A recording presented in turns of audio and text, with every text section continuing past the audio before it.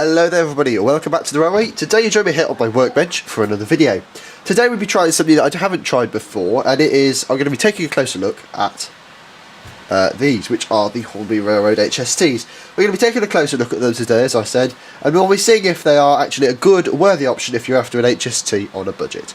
But before we begin, I just want to put a quick disclaimer out there. I've got a cold today, it seems to be a permanent thing for me now, so apologies if I sound awful.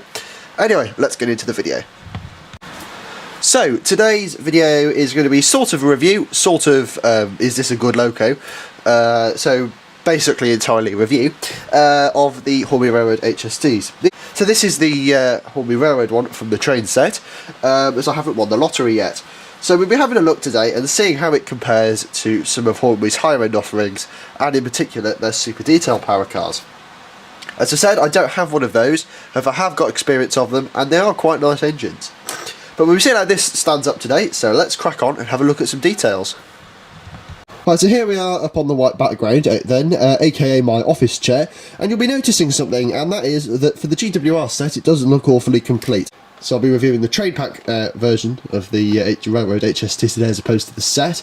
However, just for completeness, I will give my thoughts on that pretty quickly, and for that we'll need the coach that comes with it.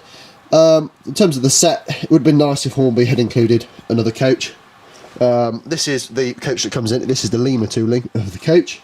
And something you'll notice is if I bring in one of the super detailed sliding doors, which I have replaced this with now, all of that, well that's gone, we've got a nice rake of these. You can see the finish is completely different. In terms of paint colour, they look pretty similar, but these are much more detailed. Would have been nice had Hornby included some more of these lemur coaches or something in the set if they're going to. You know, 4 of them to make a castle set, but I guess that's the way Hornby is, it's just a bit stingy, isn't it? The coach comes with lemur quality underframe, as you can see, everything's moulded, nothing picked out. These couplings here are NEM, I have replaced them with slimline ones. They did come with large D-type couplers, which aren't enormously helpful, but I guess it's just for completeness with the locos. So yes, I have fitted those with the NEM slimline ones, as you can see. But yeah, it's not a great coach, it doesn't look awfully realistic, and it would have been nice had Hornby included, you know, 2 of them or something, make it look a bit more complete. But I guess for a beginner's set it's not too bad, and it helped bring the price down, which is good. Right, so here we are with just the power cars then, and the RRP for these is £146, which is quite expensive, and for that price you would be expecting a reasonable level of detail, and to some extent you do get that. These locos have got very, very basic detailing, however what detailing is there is quite nice. So we're going to go into a bit of detail. We're going to focus on the powered unit first of all, because the W unit is basically the same. So we're going to, as I said, we're going to focus on the power unit because that's what you guys all want to see, and we'll have a look at the W unit briefly as well at the end. So let's crack on and take a closer look. So as with most Hornby Railroad models then, this is just Hornby reissuing the lemur mouldings for the HST. Basically the reason they're doing that is Hornby's version of the 1977 HST, I think it was 1977, I'm not too sure, but Hornby's tooling was pretty awful. So when they bought out lemur, the HSTs they produced in the railroad range suddenly became the lemur tooling. And to all intents and purposes, it's not too bad. You've got a lot of detail on the underframe, which is often lemur's strong point, to be honest. Particularly on the bogies. I'm going to show you some close-ups on those now. If you see on the bogies, you've got a nice level of definition and detail there. It's not picked out or anything, but what is there is high definition, and it doesn't look too bad, to be honest.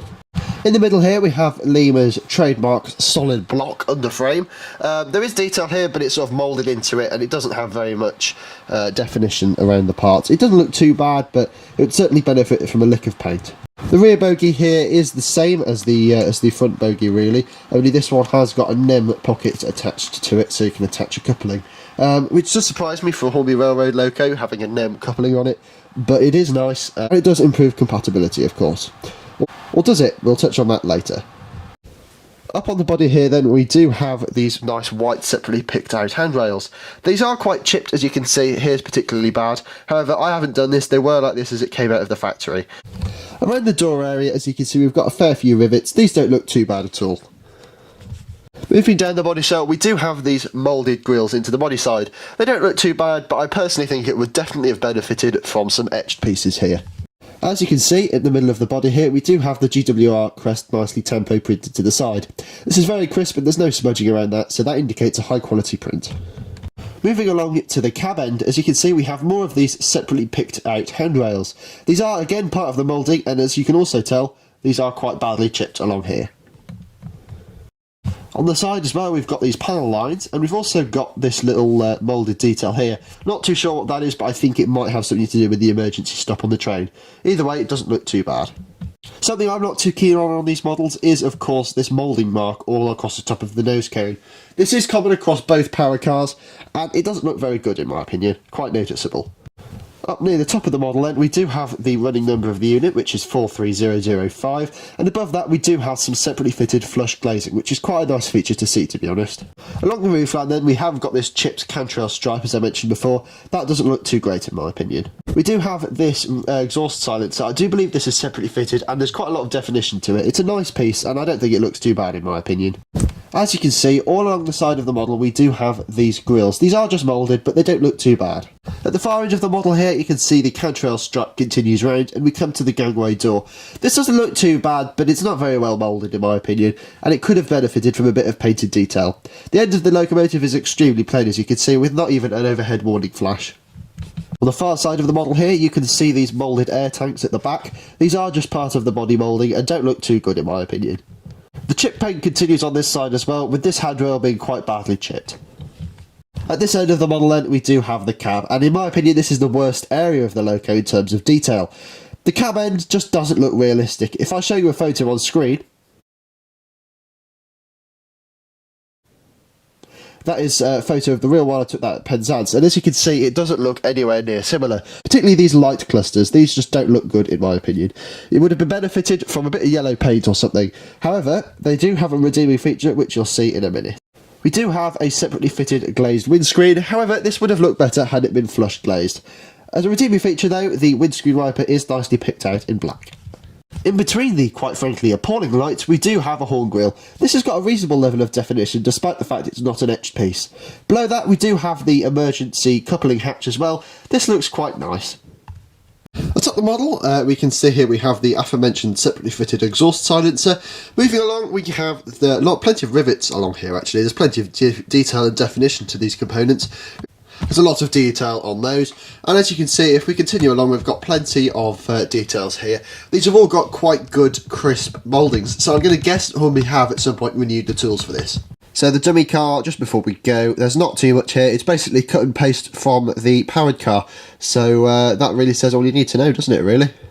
So the Hornby Railroad HST then, it's not particularly bad in terms of detail, but it does lack the finesse and the printing that we have seen on some of the Hornby Railroad locomotives.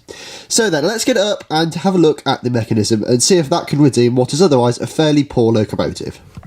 So we have here my servicing cradle of choice. This is just a piece of pipe insulation, and we have here the power car. This weighs in at 314 grams, so it is quite a light locomotive, but I thought it would be quite good to show you guys what's in the mechanism. So we're going to pop this into the cradle and we can take a look at the mechanism.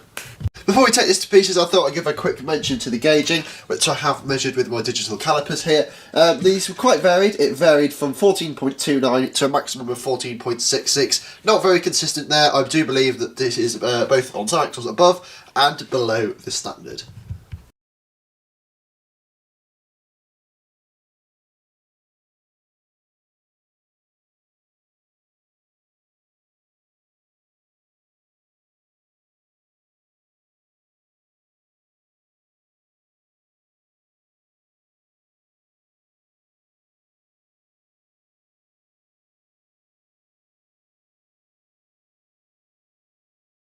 So here we are. As you can see, this is just a plastic chassis with some weights taped inside, which brings the total weight up to 314 grams, as I mentioned before.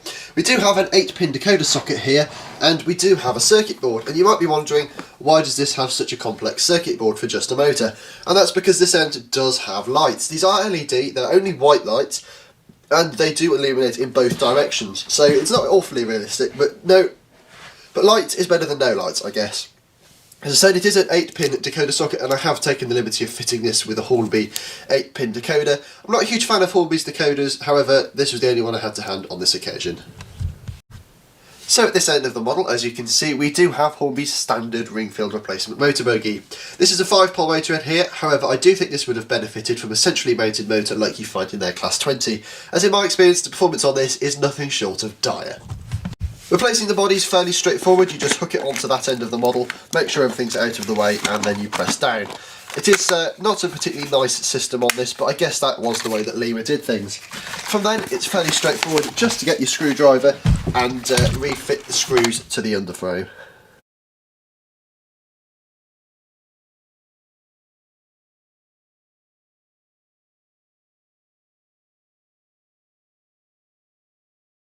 Whilst the loco's upside down, I thought I'd show you the underframe. We don't have any bearings on the axles, so that is not a very nice feature. However, they are just set into plastic chassis with clips, which is not a particularly nice system because this makes it basically unserviceable for anyone who wants to service it. Here we have the aforementioned name pocket, which is a slightly weird design choice to be honest, but you know, it is what it is. And we've also got traction tyres, which is not a nice system, but it does allow this to haul a fair deal. Without them, it wouldn't be able to haul a rake of 4 coaches, which is really the minimum you'd want it to haul. And as if to rub salt into the wound, we only have pickups on 1 bogie. This, quite frankly, is unacceptable, and this could quite easily account for the poor performance I've seen from these models. And despite there being lights on the power car, there are none on the dummy cars, not even pickups, as you can see here. So in terms of mechanism, these are really quite poor. Anyway, we're going to get them up onto the layout and see how they perform. Right, so here we are up on the layout. Before I crack on and do the performance section, I thought I'd give a few opinions on whether or not this model is actually well suited to Hornby's railroad range. To be honest, I'm not convinced. Hornby don't produce a budget range of GWR or in fact any HST coaches, and in order for a beginner to expand, which is who this is clearly aimed at, this is not aimed at a serious modeller, otherwise quite frankly they'd have had a better mechanism and more detail. It's not even a Railroad Plus loco, which says quite frankly that Hornby don't really intend this for a serious modeller. So you would have thought that it would include some appropriate coaches in the railroad range, and they don't include any GWR coaches. The only GWR coach you can buy in the railroad range is that which is included in the set. Regarding the train pack, which is R30177, that's the latest I could find. The RRP is around £146 for that, which seems awfully expensive when you consider the fact that, quite frankly, the level of detail is shocking, and you're only paying for 1 loco and effectively 1 coach. The dummy car has no special features, and that is quite frankly shocking. You know, I'd expect to pay around £20 for a coach in Hornby's railroad range, probably more than that now, so you know, this is worth about £100 maximum. Ideally, you know, you'd be looking around £60–70. That's a good price for this sort of locomotive. So you'd be wanting to look around £100 for the 2, but not. £146 is the RRP, which just seems extortionate, to be honest.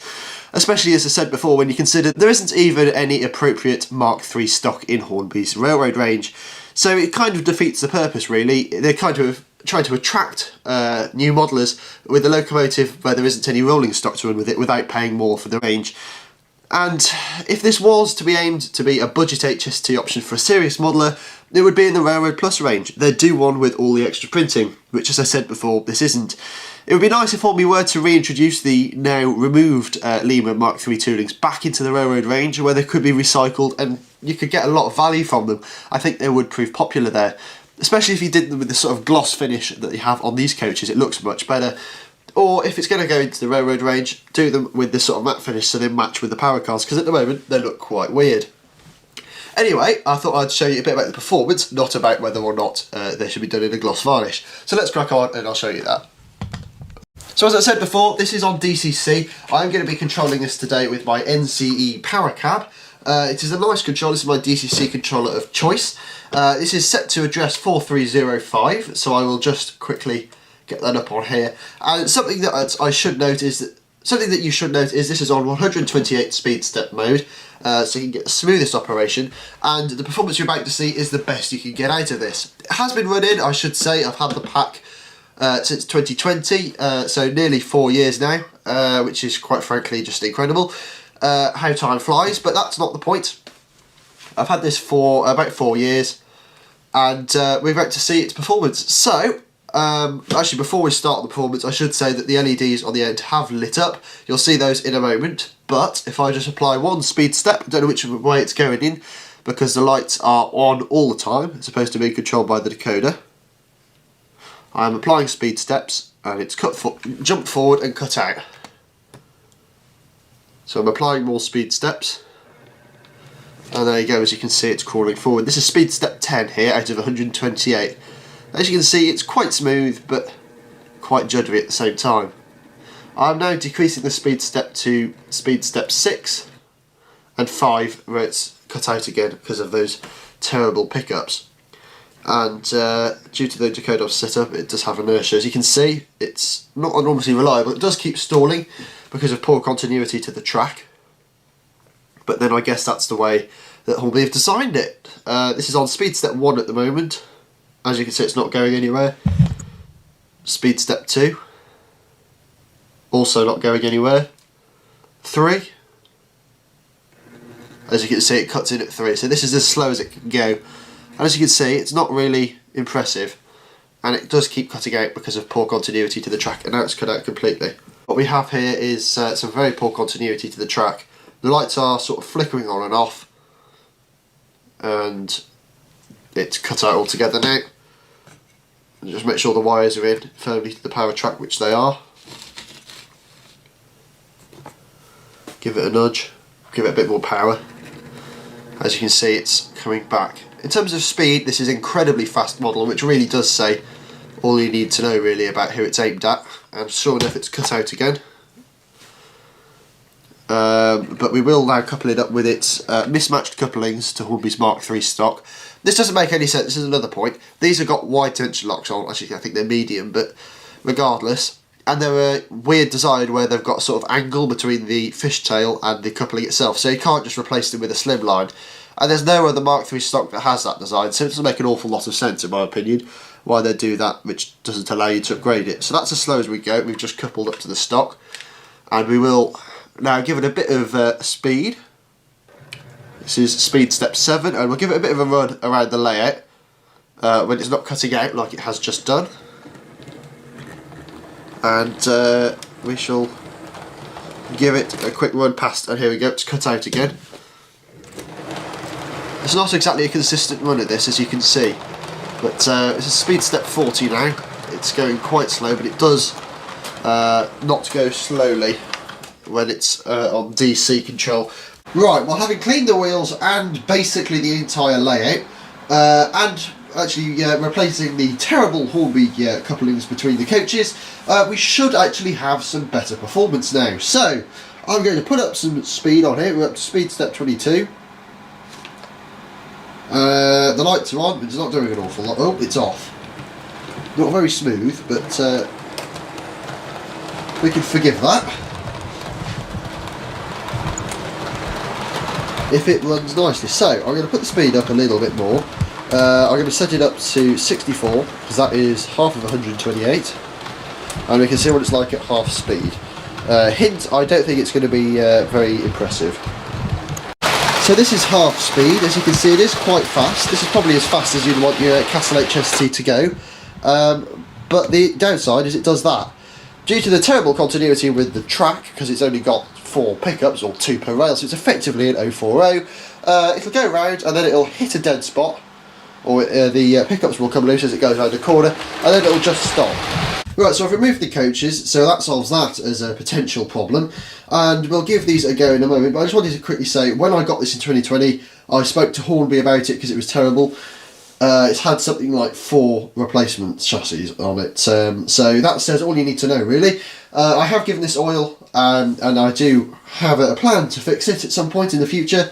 It's just a case of I haven't got round to it yet.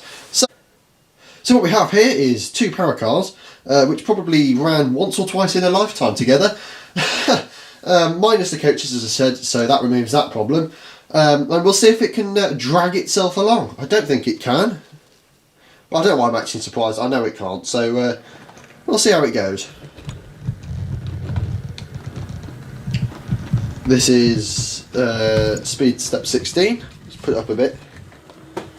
It's just 25. Obviously, as I said, this is set to 128 speed step mode. And this also actually nicely shows the lack of lights in the trailing car.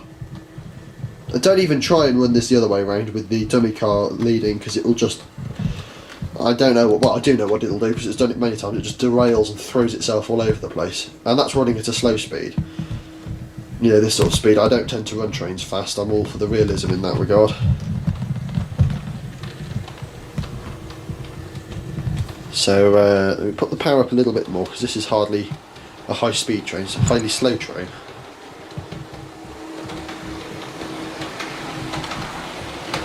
So when it does work, it can be nice and smooth until it hits a dead spot or the pickups come away from the wheel. As said before, so it's not too bad when it does work. As I said, it doesn't have pickups on the driving bogie, which is just a really weird design choice. Or at least mine didn't. It didn't when I got it either, so make of that what you will. But it is quite a nice smooth performance. There's no slowdown on curves, which is nice, and it can haul quite a lot. But as you saw today, it doesn't tend to like it and actually just derails it when it stops. So we're going to put the speed up a little bit, and in the hope that we will be able to showcase its speed. So speed's just been increased by a fair bit. So speed step 51, and as you can see, that looks much better there, that sort of speed. And when it's running along, it doesn't look too bad. It doesn't really come across on this camera, but the finish is very, very matte, and it doesn't really fit with the rake of Mark III sliding doors. Sorry, the 4 Mark IV sliding doors. Doesn't really fit with the finish of all the other GWR locos on the layout. And couple that with the inaccurate ends, and it's not really very good. As you can see, it's just coming towards you. Also, the headlights are incredibly bright. Real HST headlights aren't that bright, so you know, make of that what you will. So I'm going to bring this to a rest in a minute, and I'll give you some ratings and an actual my final thoughts on the HST. As this isn't just a review, this is a whether I would recommend it for anyone who's looking for a cheap HST video as well. So I'm going to bring this to a stop, and as you can see, for some reason, despite programming plenty of inertia into it, it just stops here. So anyway, we have the Hornby Railroad HST, so I'm going to get some ratings ready for you and then come back with those. So, Hornby's Railroad HST, particularly the one in the GWR livery, though this does apply to any of the twin packs. I'm not reviewing this as the train set, I should say. I am reviewing this as a twin pack, because that's what Hornby tend to release. If it was the train set, I will give you some thoughts on that in the comments or something. But reviewing this as a twin pack, as you can buy, R30177, the equivalent thereof, just using the GWR power cards as the example. So the detail then is quite frankly a 3 out of 5. There's plenty of molded detail, which looks alright, and it is separately painted. However, there's very little separately fitted detail, and I do think this could have benefited from some of that.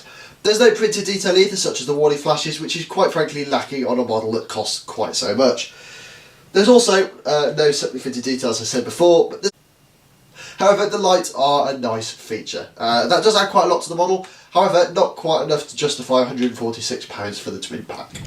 For the performance section then, I'm awarding this 2 out of 5. That's quite generous, to be honest, because both on DC and DCC, it's extremely coggy in both directions. It derails, as you saw, when it stops too quickly or whatever. It cuts out because the pickups are awful, and to be honest, I wouldn't recommend it. It's also quite smooth though, which I would say that is nice. However, it just cuts out and it stops, and you'd be lucky to get any smooth performance out of it. So for that is why it gets a 2. In terms of mechanism, it's 1. There's no bearings on the wheel, so it's got clips on the chassis instead of a proper screwed base keeper plate. It's got an awful 5-pole motor. It's also got the traction tyres on the bogies, which are awful, and the pickups, as I said before, they're on one bogie of the locomotive, which makes it effectively an 040, and they don't even make good contact with the wheel, which is quite frankly shocking. In terms of quality then, there's 3 out of 5. There's not too much to fault with this, however it does have lots of chip paint all over it, which wasn't down to me. It's also got the wide tension lock couplings, which aren't compatible with any of Hornby's super detailed Mark IIIs, which kind of defeats the point in having an M socket there, if you know what I mean.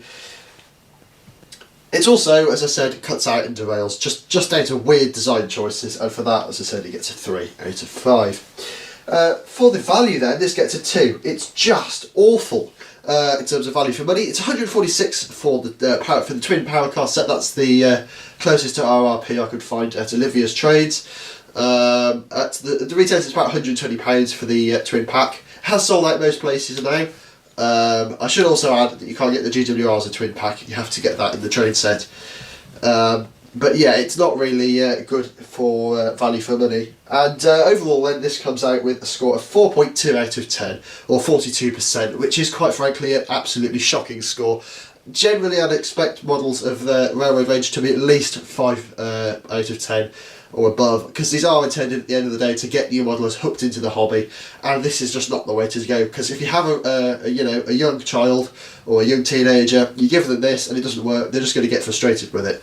It's quite frustrating for me, so you know it is an issue, and it is not the way to get people into the hobby with trains like this.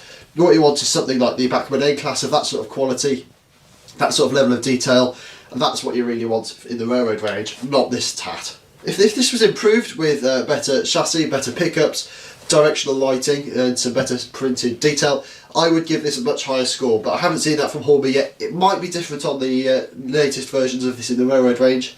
I'm just going off the one I've got though. So on to the final section for today's video, which is, would I recommend this to anyone who's after an HST on a budget? Well, not really, unless you're really prepared to make loads of drastic changes. The lighting is a nice feature, as you can see at the front. Details online about chipping Wingfield motors, and to be honest I think that would be your best bet. Buy the body shells or something online, get them re-liveried and pop them across onto an older chassis. It does perform better than these. However, if you are prepared to undertake a lot of work and replace Hornby's Wingfield replacement with a CD motor, I do understand those work better, fit pickups to both cars and directional lighting, and some transfers as well for these along the side for the overhead warning flashes, you've got a pretty good deal there. That's if you can get it less than 146 quid. About £120 is the go rate at the retailers. You really want to be paying about maximum £100 for these, especially with that poor performance.